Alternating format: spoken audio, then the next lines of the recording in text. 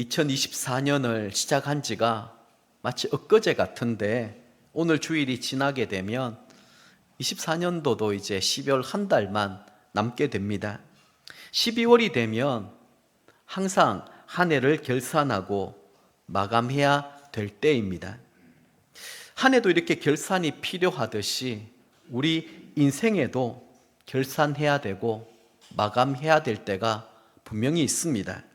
그리고 그 시간은 점점 더 우리에게 가까이 다가오고 있습니다. 성경에 보면 가장 오래 살았던 인물이 나옵니다. 머두셀라라고 하는 사람인데요. 이 사람은 자그마치 969세를 살았습니다. 그 정도의 인생을 살았으면 마땅히 남겨놓은 훌륭한 업적이나 아름다운 삶의 흔적들이 많이 있을 것처럼 그렇게 여겨집니다마는 근데 유감스럽게도 그의 기사를 기록하고 있는 성경 창세기 5장 25절 27절 말씀을 보면 뭔가 기억될 만한 아름다운 삶의 흔적이 전혀 없습니다. 단지 오래 살면서 몇백 년 동안 아이만 낳다가 죽었다라는 것이 그의 인생의 흔적이었습니다. 그래서 우리는 인생을 얼마나 오래 사느냐 그게 중요하지 않습니다. 인생을 어떻게 살아가고 있느냐 그것이 더 중요한 것이죠.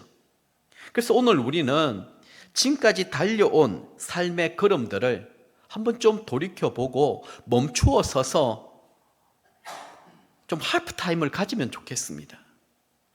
지금까지 나는 제대로 달려오고 있고 제대로 살아가고 있는지, 앞으로 나에게 남겨져 있는 삶의 시간들은 내가 어떻게 살아가야 될 것인지 한 번쯤은 좀 멈추어 서서 분주하고 바쁜 모든 일상의 삶을 좀 내려놓고 하나님 말씀의 원칙과 기준에 따라 나는 지금 바르게 가고 있는가?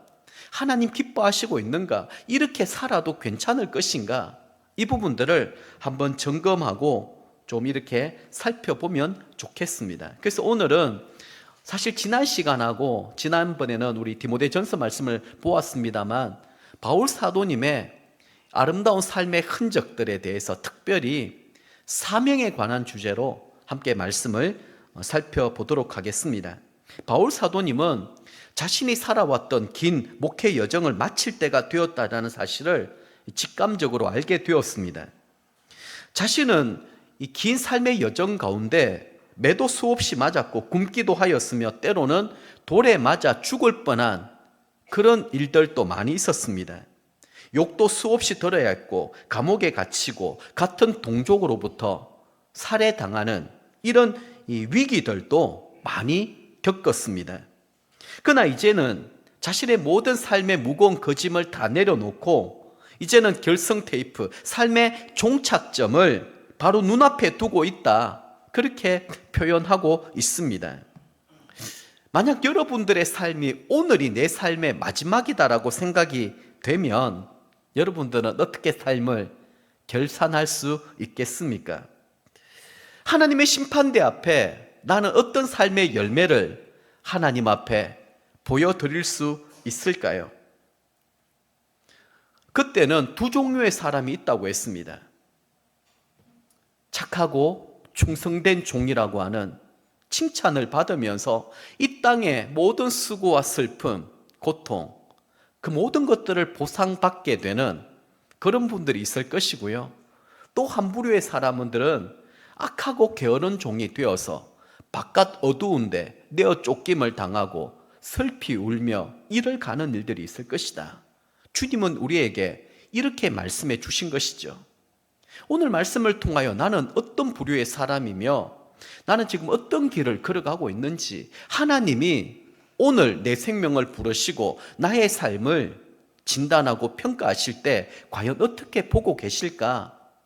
여기에 대한 답을 얻고 그리고 하나님 앞에 다시 한 번 더 새롭게 결단하고 또 헌신할 수 있는 저와 여러분들이 되실 수 있기를 바랍니다. 오늘 말씀을 보면 바울 사도님은 6절에서 이렇게 말씀합니다. 전제와 같이 내가 벌써 부어지고 나의 떠날 시각이 가까웠도다. 여기 전제라는 말은 구약 제사 의식 가운데 사용되던 용어입니다. 하나님 앞에 제사 드릴 때 제단 위에 희생 제물을 올려놓고 그리고 제일 마지막 순서로 그 제물 위에다가 포도주를 붓는 그런 의식을 거행했던 것이죠. 이런 의식을 두고 이 관제, 전제라고 얘기합니다. 이 말은 무슨 말인가 하면 바울 사도님은 지금까지 하나님 앞에 자신의 몸과 마음을 온전히 산 제물로 올려드려진 그런 삶을 살아왔다라고 하는 고백입니다. 사실 그의 손과 다리는 번제불에 묶여서 자유롭지 못했습니다. 복음에 매여인 그런 삶을 자청하였고 또 그렇게 살아왔더랬습니다. 그의 오장육부는 목회하느라고 다 썩어 문드러졌습니다. 이렇게 자신을 하나님 앞에 온전하게 드리면서 이제 마지막 순간, 죽음의 순간이 얼마 남지 않았음을 디모데에게 또 저와 여러분들에게 고백하고 있는 것입니다. 그래서 6절 하반절에 보면 나의 떠날 시각이 가까웠도다 이렇게 고백하고 있는데요. 자, 이 세상을 떠난다라는 말이 곧 죽음을 의미하는 것 아니겠습니까? 근데 그는 죽음이라고 말하지 않습니다. 떠나다, 아날리시스라고 하는 단어인데요. 이 뜻이 무엇인가 하면 출항이라고 하는 의미가 있습니다. 배를 출항하기 위하여 이 묶어두었던 밧줄을 푼다, 그런 뜻입니다. 다시 말하면 이 땅의 죽음을 저 건너편 영원한 하나님의 나라로 가기 위하여 이제는 이 땅에 이 묶여져 있는 밧줄을 풀어서 하나님 나라로 이제 출항하게 되었다, 그런 뜻입니다. 이런 의미에서 바울 사도님은 죽는다라고 표현하지 않고 영원한 주님의 나라로 떠난다 이렇게 고백하고 있는 것이죠. 그렇습니다. 우리 그리스도인들은 죽음이라는 게 있을 수 없습니다.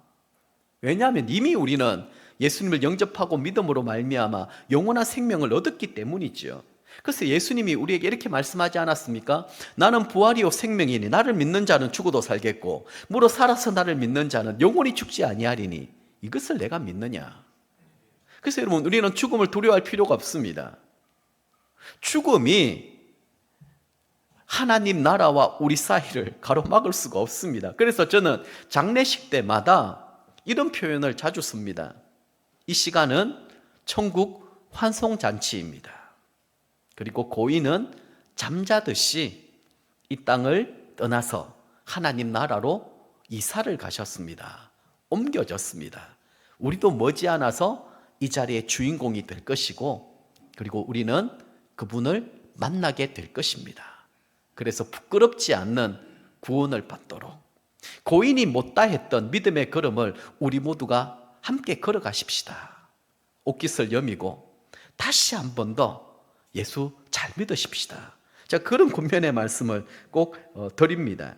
자, 그러면 바울 사도님이 이제 이 세상을 떠나 하나님 나라로 옮겨지는 그 중요한 시점에서 이제 영적 아들이었던 디모데와 저와 여러분들에게 마지막 유언의 말씀을 남기고 있는 것입니다. 그래서 자기는 어떤 삶을 살아왔는지 지난주에도 말씀드렸습니다만 자신은 하나님 앞에서 어떤 신앙의 원칙과 기준을 가지고 살아왔는지 그것을 우리에게 말씀해 주고 있습니다. 그래서 오늘 우리는 말씀을 들을 때 다시 한 번 더 내 신앙의 원칙은 무엇이며 기준은 무엇인가, 이것을 한번 고민하고 답을 얻을 수 있으면 좋겠습니다. 자, 첫 번째는 선한 싸움을 싸웠다라는 것입니다. 여기 선한 싸움이라는 말은 생명을 걸어야 했던 그런 순간들입니다. 싸워서 이기지 아니하면 자신이 죽어야 하는 절체절명 위기의 순간들이 많이 있었습니다. 이것은 내가 싸우기 싫다고 해서 피해갈 수 있는 것이 아닙니다. 내가 믿음을 지켜내고 하나님의 뜻대로 살아가기 위해서는 무수히 많은 이런 전쟁, 싸움이 필요한 것입니다. 오죽하면 성경은 우리에게 예수 그리스도의 좋은 군사가 되어라 그렇게까지 말씀하고 있습니다. 피 흘리기까지 싸워라, 싸워 이겨라 이렇게까지 우리에게 권면하고 있습니다. 자, 그러면 우리가 싸워야 될 그 싸움은 무엇일까요? 바울 사도님은 두 가지를 우리에게 말씀하고 있습니다. 첫 번째가 나 자신과의 싸움입니다.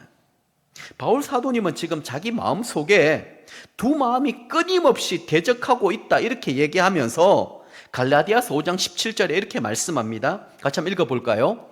육체의 소욕은 성령을 거스르고 성령은 육체를 거스르나니 이 둘이 서로 대적함으로 너희가 원하는 것을 하지 못하게 하려 함이니라.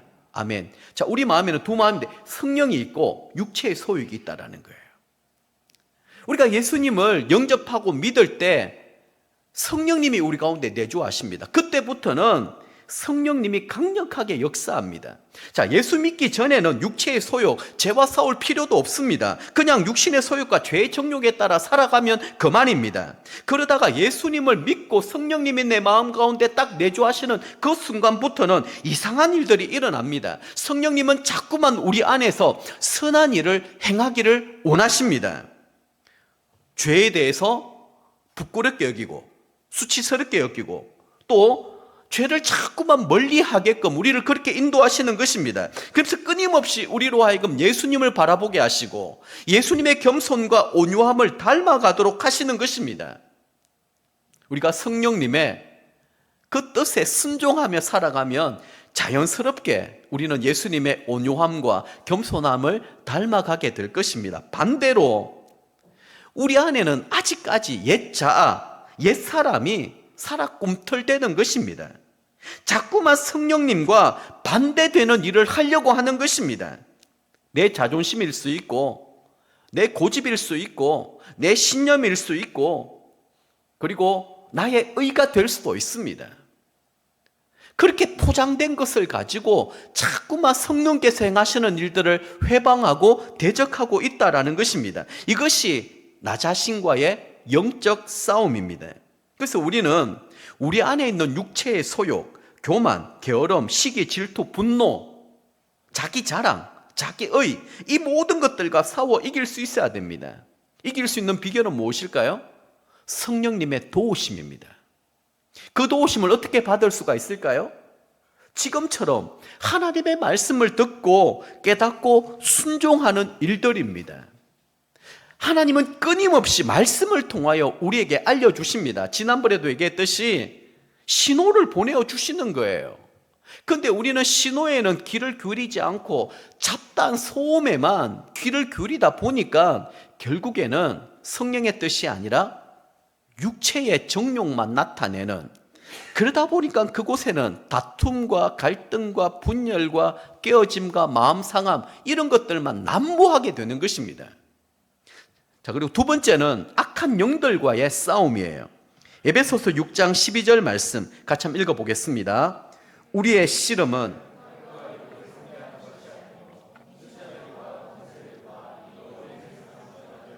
하늘에 있는 악한 영들을 상대함이라. 아멘. 여러분, 우리가 분명히 싸워야 될 대상이 누구인지, 우리의 주적이 누군지를 알아야 됩니다. 혈과 육, 사람을 상대하는 게 아니라는 거예요. 하늘에 있는 악한 영들, 어둠의 권세, 마귀, 사단을 상대하는 것입니다. 마귀는 끊임없이 우리의 믿음을 빼앗아갑니다. 하나님의 은혜와 축복을 누리지 못하도록 만드는 세력입니다. 우리를 부추겨서 자꾸만 교만하게 만들고 자기 자랑을 드러내게 하고 자기 의를 내세우게 만드는 것입니다. 끊임없이 나를 속여서 죄짓게 만들며 멸망시키고 죽이려는 세력입니다. 무엇보다 마귀가 하는 일들 중에 가장 중요한 일 중에 하나가 무엇인가 하면 우리로 하여금 하나님의 말씀을 못 듣도록 하는 것입니다. 하나님의 말씀을 빼앗아갑니다. 은혜를 빼앗아가는 것입니다. 그러다 보니까 하나님의 말씀이 내 귀에 들리지 않을 뿐만이 아니라 들어도 자꾸만 의심하고 불신하게 만드는 것입니다. 그러다 보니까 우리가 능력이 없습니다. 말씀이 있고 은혜가 있어야지 성령님이 강력하게 역사하시는데 우리가 말씀이 없고 은혜가 없으면 나는 아무리 옳은 일을 한다고 한다 할지라도 그것은 내 육체의 소욕입니다. 성령의 역사가 아니라는 것이죠. 내가 선한 싸움을 싸우고, 이 말씀은 바울 사도님은 지금까지 자신의 이 육체의 정욕과 싸우기 위하여 평생토록 애를 썼다라는 것입니다. 내 육신을 쳐서 성령에 복종시킨다. 나는 날마다 죽노라. 나는 죄인 중에 괴수로다.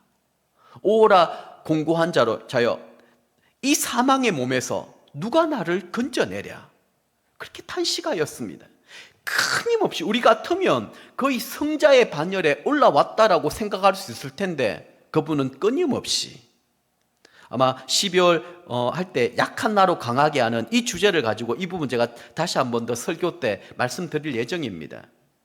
바울 사도님의 이 고백을 보면 점점 더 내 자신의 완악함과 내 자신의 악함과 내 자신의 추악하고 이런 것들을 고백하기 시작해요. 처음에는 사도라고 고백하다가 사도 중에 지극히 작은 자라고 얘기하다가 나는 죄인이라고 얘기하다가 죄인 중에 괴수라는 표현을 합니다. 은혜가 깊으면 깊을수록 우리는 우리 자신의 나됨이 어떤지를 철저하게 깨닫고 또 보게 하시는 것입니다. 그러면 하나님 앞에 설 때마다 눈물밖에 없지요. 그 은혜에 너무 감격할 수밖에 없습니다. 그 은혜가 우리를 살게 하는 것입니다.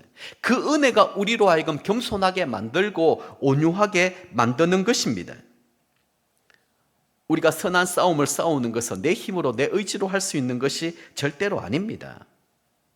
우리 안에는 여전히 옛사람이 살아서 꿈틀거리고 있기 때문에 누가 건드리기만 하더라도 그것은 독사처럼 머리를 쳐들고 우리를 넘어뜨리려고 할 것입니다. 그래서 우리에게는 초자연적인 능력이 필요한데 바로 예수 그리스도의 이름의 권세입니다. 예수 그리스도의 이름으로 날마다 우리는 선한 싸움을 싸워 승리할 때마다 영적 변화, 성장이 우리 가운데 일어나게 될 것입니다. 그리고 싸움에서 승리할 때마다 영적인 힘은 점점 더 강해지게 될 것입니다. 그 말은 뭘까요?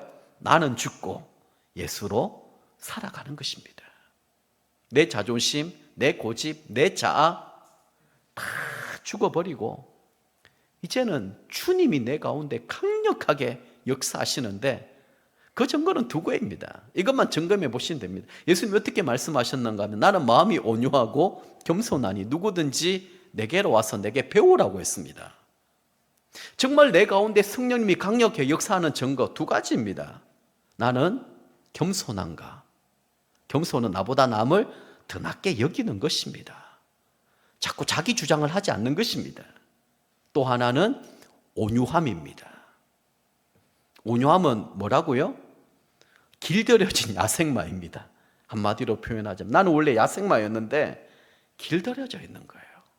하나님의 말씀이라고 한다면 그 말씀 앞에 내 육신을 쳐서 복종시킬 수 있는 사람, 그게 성령님의 역사고 성령님이 행하시는 일들입니다.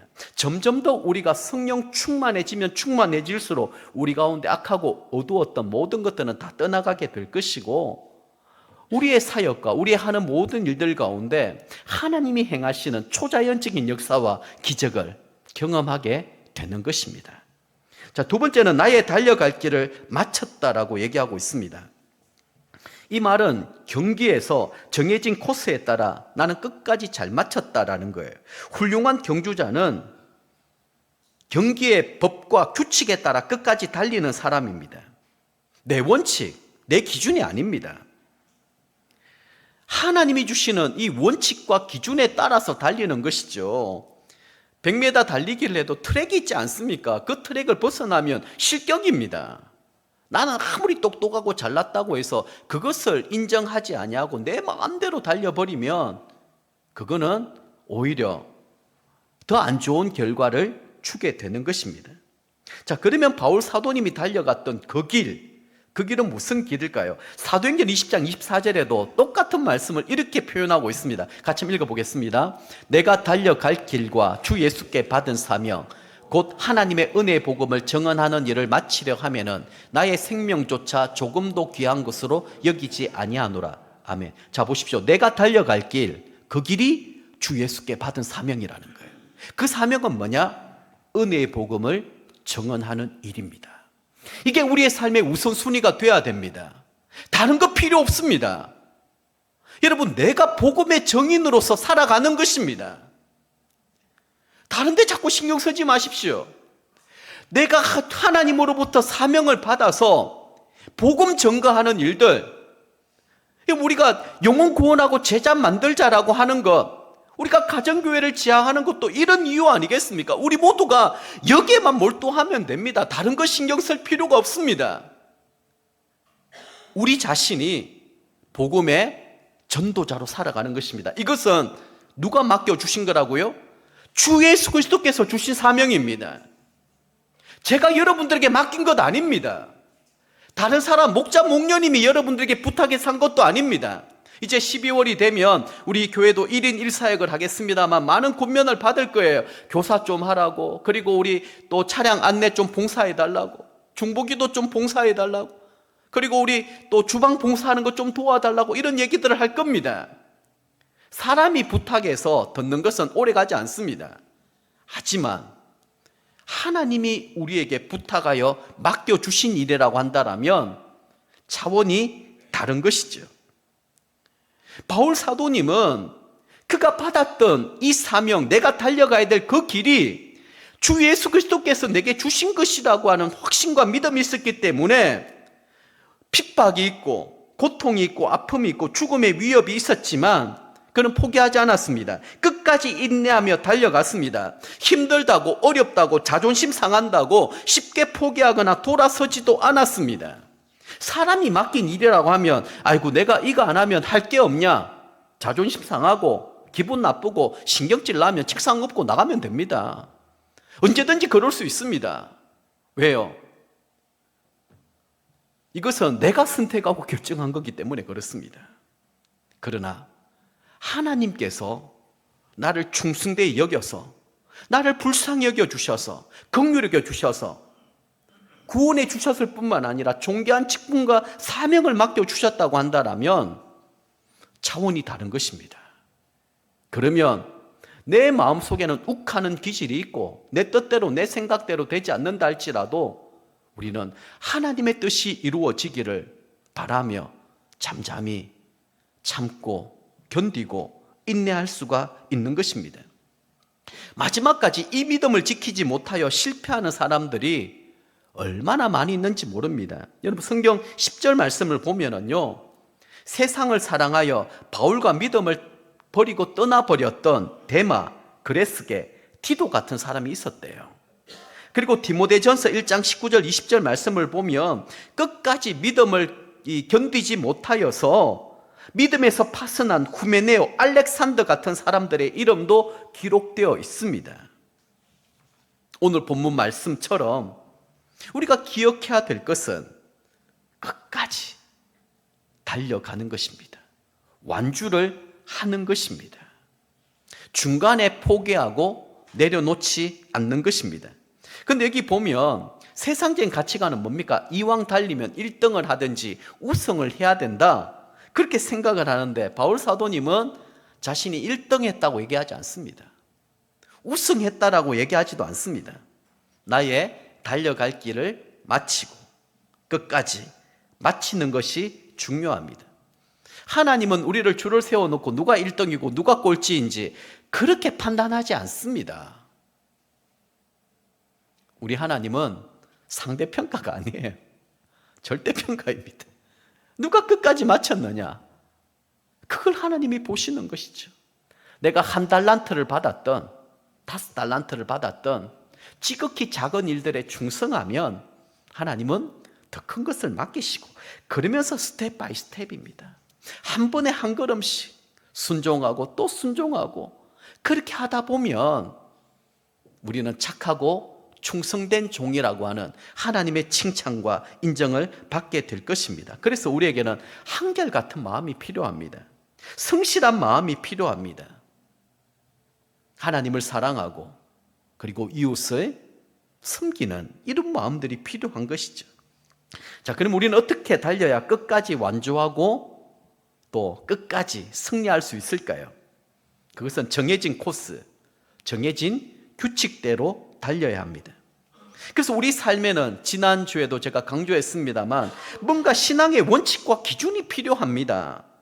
기차는 레일을 달려야 되고 자동차가 다니는 길로만 다녀야 됩니다. 아무리 급해도 절차와 원칙을 무시하면 안 됩니다. 그래서 오늘 우리에게 주시는 하나님의 말씀의 원칙, 기준이 무엇이냐? 여기에 길을 기울여야 되는 것이죠. 내 생각대로, 내 마음대로 달리면 안 됩니다. 내 원칙, 내 기준은 언제든지 바뀌어질 수 있어요. 상황에 따라서. 그래서 제가 지난주에 이런 말씀을 한번 드렸습니다. 우리 자녀들에게 다른 것은 몰라도 두 가지 신앙의 원칙은 양보하거나 포기하지 않습니다. 그래서 예를 들었던 거 여러분 기억나시죠? 하나는 주일 성수입니다. 예배입니다. 상황과 형편에 따라서 오늘은 바쁘고 오늘은 좀 힘들고 하니까 그냥 휴대폰 보고 대충 예배 드리지, 그렇게 때우지 않습니다. 그래서 제가 우리 찬은이가 이 태권도를 열심히 하고 있는데 이 선수반에 지금 들어가 있습니다. 그래서 시합을 하려고 하면 주일을 다 있는 거예요. 뭐 오후에 있으면 오전 예배라도 드리고 보낼 텐데 그것도 안 되는 겁니다. 하루 종일이니까. 이 아이는 선수반에 있으면서도 대회를 안 보내고 있습니다. 얼마나 이 아이가 서럽겠습니까? 나도 좀 보내달라고. 하지만 이 부분들은 타협하거나 양보할 수 있는 문제가 아닙니다. 그리고 우리는 우리 자녀 찬미가 지금 저기 있습니다. 어릴 적부터 다른 것은 몰라도 11조 교육은 철저하게 시켰습니다. 그게 저희 가정의 원칙과 기준입니다. 어릴 적부터 용돈을 받든지 뭘 하든지 하나님 앞에 구별하여 이것은 하나님의 것이라고 하는, 저도 그렇게 훈련을 받아왔었고요. 저희 부모님으로부터. 우리 자녀들도 마찬가지입니다. 최소한의 이 정도는 우리에게 신앙의 원칙과 기준이 있어야 되지 않겠습니까? 그런데 우리 부모가 상황과 형편에 따라서는 주일에는 놀러 갈 수 있고 다른 것 할 수 있고, 경제적으로 힘들고 어렵기 때문에 이번에는 건너뛰자, 안 해도 괜찮아, 그거 가지고 그냥 다른 데서, 그럴 수도 있습니다. 그러나 최소한의 신앙의 원칙과 기준이 있다고 한다면 우리 자신들이 먼저 뭔가 이런 원칙과 기준이 있어야 되지 않느냐라는 거예요. 이걸 얘기하는 것입니다. 상황과 형편에 따라서 늘 바뀌어지고 그렇게 할 수 있다 이렇게 얘기를 한다면 그 신앙에 어떤 변화가 있고 성장을 기대할 수가 있겠냐라는 것이죠.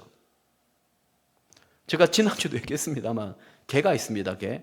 자기는 자꾸 옆으로 걸으면서 자기 새끼들한테는 야, 왜 자꾸 옆으로 걸어? 앞으로 걸어야지, 똑바로 걸어. 말이 안 되는 것입니다. 세 번째는 믿음을 지켜서니입니다. 7절에 보면 바울 사도님은 믿음을 지켰다라고 하는 고백을 하고 있습니다. 여기 지켰다, 테레오라고 하는 이 원어의 뜻은 군사가 성을 지킬 때 쓰는 용어입니다. 또 처녀가 자신의 정조를 지킬 때 쓰는 용어이기도 합니다. 주님이 우리에게 주신 이 믿음은 세상 그 어떤 것들보다도 소중하고 가치 있는 것입니다. 그래서 지켜내야 되는 것입니다. 끝까지 양보하면 안 되는 것입니다. 바울 사도님은 자신의 믿음을 끝까지 잘 지켜냈다라고 고백하고 있습니다. 그 믿음이 죄를 이기게 하였고 세상을 이기게 하였으며 이 땅에서 능력 있는 삶을 살게 하신 것입니다. 그 믿음이 하나님과 나를 하나로 만들어 주신 것입니다. 예수님과 내가 하나가 되고 밀접하면 밀접할수록 예수님의 능력과 권세가 나의 것이 되는 것입니다. 믿음은 우리 앞에 어떤 시련과 고통이 있다 할지라도 오히려 그것을 통하여 하나님의 풍성한 축복을 받는 기회로 만들어 내는 것입니다.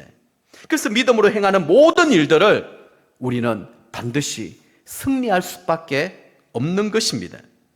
자, 이제 바울 사도님은 자신의 삶을 결산하면서 장차 그의 앞에서 하나님으로부터 주어지는 축복의 상급이 있음을 증거하고 있습니다. 8절 말씀 한번 보실까요? 같이 읽습니다. 이제 후로는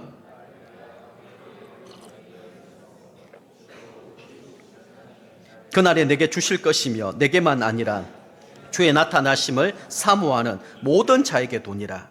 아멘.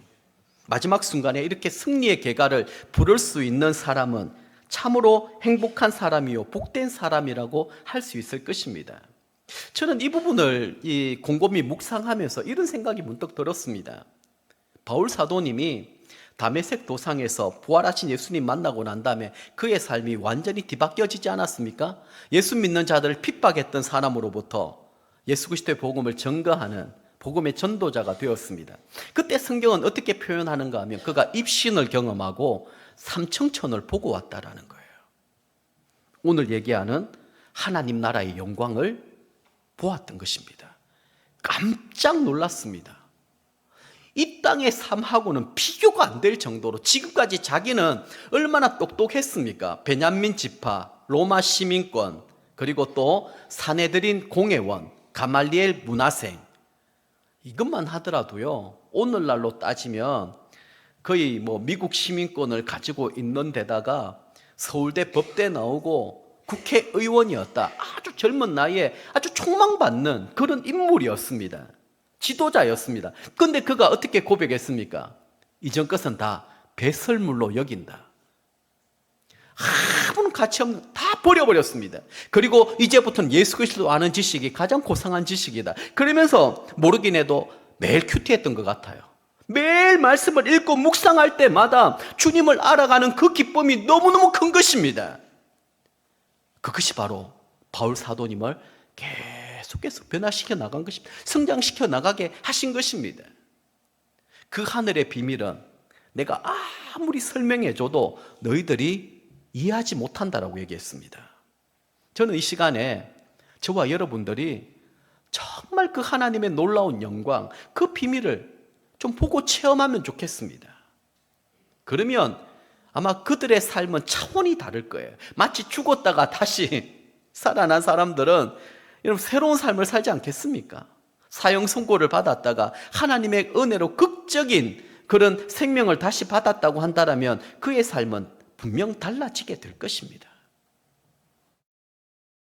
오늘 이 시간에 우리 모두는 무엇을 위해 살아가고 있고 무엇 때문에 바쁘게 분주하게 살아가고 있는지, 이렇게 하다가 내 인생이 딱 끝나게 되면 주님 앞에 서게 된다라면 과연 나는 무엇을 위해 살아갔는지, 얼마나 그 인생이 허무하고 헛될 것인지 한번 이런 생각을 한 번쯤은 좀 해보셨으면 좋겠습니다.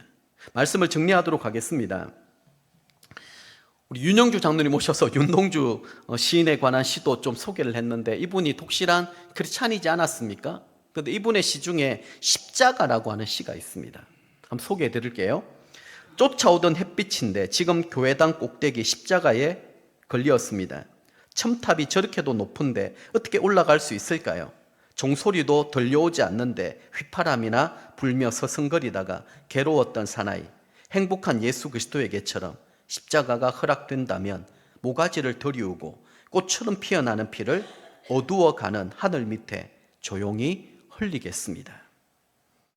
과거 로마에는 이 십자가는 최악의 형벌이었습니다. 극심한 고통과 목마름이 있었고요, 지나가는 사람들에게 돌에 맞는 모욕과 수치심도 가득했습니다. 십자가 형벌은 인간이 느낄 수 있는 최고의 육체적 정신적 고통이었습니다. 그래서 예수님을 보세요. 괴로웠던 사나이. 네, 다시 시를 좀 이렇게 올려주십시오. 괴로웠던 사나이. 여기까지는 이해할 수 있습니다. 근데 시인은 뒤이어서 어떻게 표현을 하고 있습니까? 행복한 예수 그리스도, 이렇게 말하고 있습니다. 그 이유가 무엇일까요? 십자가는 하나님이 예수님을 이 땅에 보내신 이유이자 목적이었습니다. 예수님의 십자가의 의미가 무엇인지 누구보다 잘 알고 계셨습니다. 예수님이 십자가에 죽으심으로 사람들의 죄를 사하고 그리고 구원받게 하여서 하나님 나라에 들어가게 한다라고 하는 사실을 누구보다 잘 알고 계셨습니다. 그 길은 세상의 가치관으로 보면 어리석고 초라하기 거지없습니다. 그러나 하나님이 주신 이 소명을 이루신 예수님 입장에서는 행복한 사역을 한 것입니다. 가치 있고 의미 있는 일들을 한 것입니다. 그래서 예수님 십자가에서 숨을 거두시기 전에 마지막으로 테텔레스타이, 내가 다 이루었다, 이렇게 고백하지 않습니까? 그리고 자신의 생애를 아버지 하나님께 이렇게 보고하였습니다.